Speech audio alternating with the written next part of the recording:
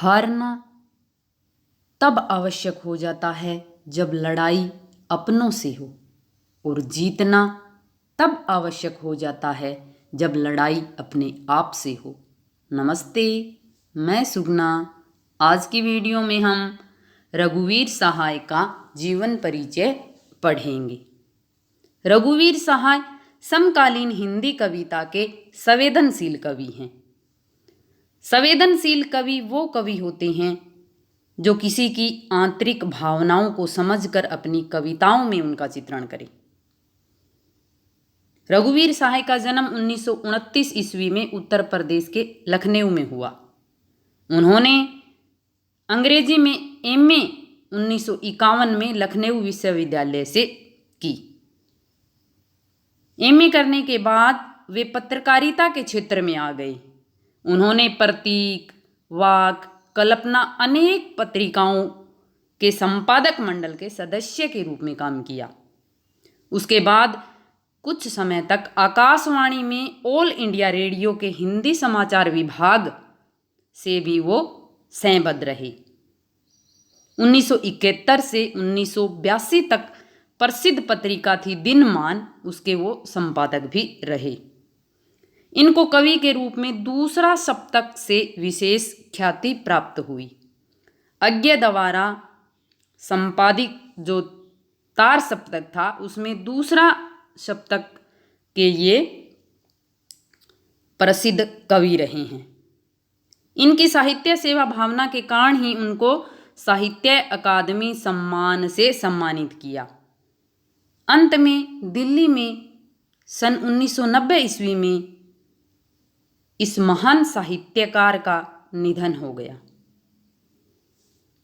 उनकी प्रमुख रचनाएं,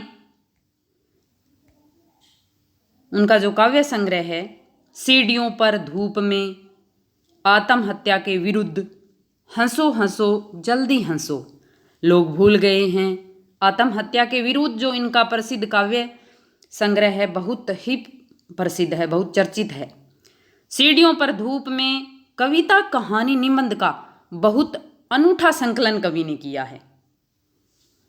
काव्यगत विशेषताओं की अगर हम बात करें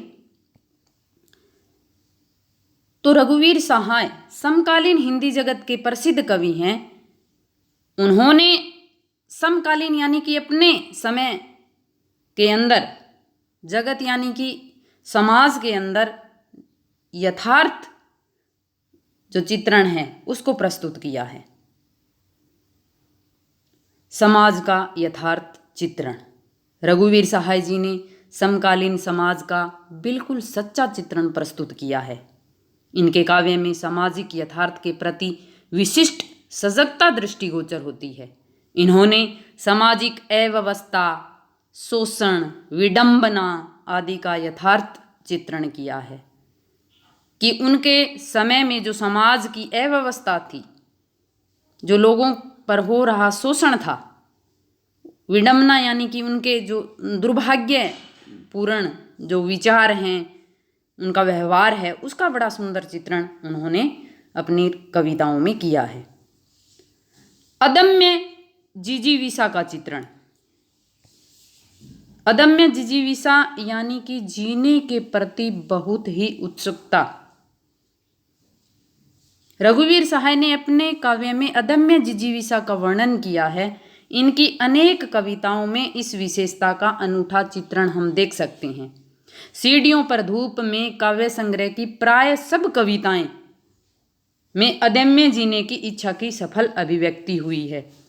उदाहरण से देखते हैं, और जिंदगी के अंतिम दिनों में काम करते हुए बाप कांपती साइकिलों पर भीड़ से रास्ता निकाल कर ले जाते हैं, तब मेरी देखती हुई आंखें प्रार्थना करती है, और जब वापस आती हैं अपने शरीर में तब दे दिया जा चुका होता है। मध्यवर्गीय जीवन का चित्रण। कवि ने समकालीन समाज में मध्यवर्गीय जीवन का यथार्थ चित्रांकन किया है। उन्होंने अपने काव्य में मध्यवर्गीय जीवन में परिव्याप्त तनाव, विडंबनाओं का वर्णन किया है। वह कवि और शेष दुनिया के बीच का अनुभूत तनाव है जो कवि को निरंतर आंदोलित करता रहता है। इसके साथ साथ कवि ने कुछ व्यक्ति और समूह के मध्य तनाव का भी चित्रांकन किया है। भ्रष्टाचार का चित्रण। रघुवीर साय ने अपने काव्य में समकालीन समाज में फैले भ्रष्टाचार का यथार्थ चित्रण किया है। कवि ने अपने समय में जो समाज में फैला हुआ भ्रष्टाचार था उसका सच्चा चित्रण किया है। उन्होंने लोकतंत्र में व्याप्त भ्रष्टाचार के प्रत्येक गतिविधि का मार्मिक वर्णन किया है। आत्महत्या के विरुद्ध एक नाटकीय एकालाप है जिसमें भ्रष्टाचार को ध्वन्यात्मक रूप से अंकित किया है।